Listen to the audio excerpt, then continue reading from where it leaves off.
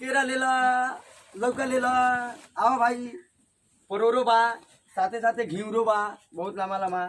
आओ भाई ले ला। आए तोरा नहीं खेलो को काती बेचा तनी आके पूछा तरह बेचा तरह काती नहीं के पूछा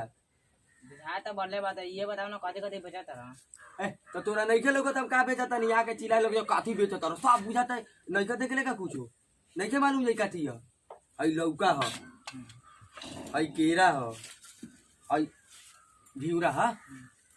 हाँ परोरा है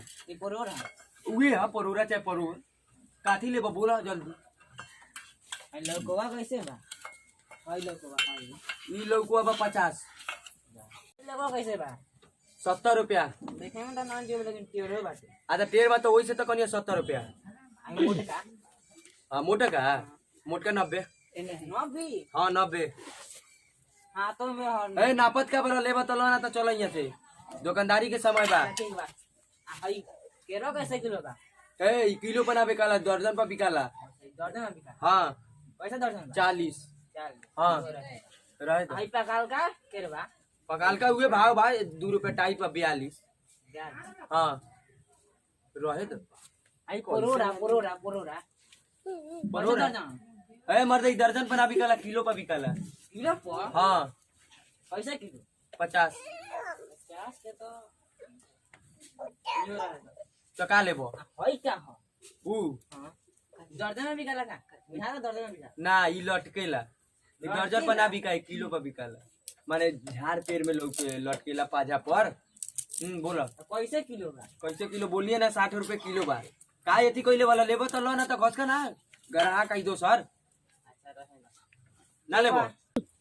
आ ठीक बजा दिन देखो केरा खा के जाता नहीं ए धरबा की नहीं है ओइला इतना यति एको को सामानो ना लेला देख देख देख देख देख मुंह निहार के शीशा लखन चल देला तो इतना महंगा सादा बात कहते कि नहीं केरा मुंह महंगा बा चाहे कुछ हो तोरा सामान लेके जाए के बा मोल लइले वाला तो ना ले जाए ले जाए के होई ना ले जाए तोरा ले जाए के होई ना ले जाए तोरा ले जाए के होई ना ले जाए तोरा ले जाए के होई ना ले तो कथी करबा काथी करबा हां बहुत कुछ कर देब कथी हमर सामान करबा? का मोल लइला मोलायम ना पोसाइल तोरा ले जाए के होई ना ले जाए काहे ना ले जेबे पैसा नहीं थी पैसा नहीं के ना। तो तू काहे दुकान पहिलो अब बहनी के टाइम सस्ता भी तो ले जाती देखो कहता नहीं ढेर जन बोला ठीक हम है ना ले जाए कहता नहीं ले जा हम ना ले जाए काहे ना ले जेबे हम ना ले हो जाई मार ना ले जाए कुछ हम ना ले जाए काहे ना ले जाए काहे ना ले जइबो पैसा दे नहीं लो चाहे मतलब सामान पैसा कथी के पैसा दे दो पैसा कथी के पैसा कथी के कथी के पैसा कथी कथी के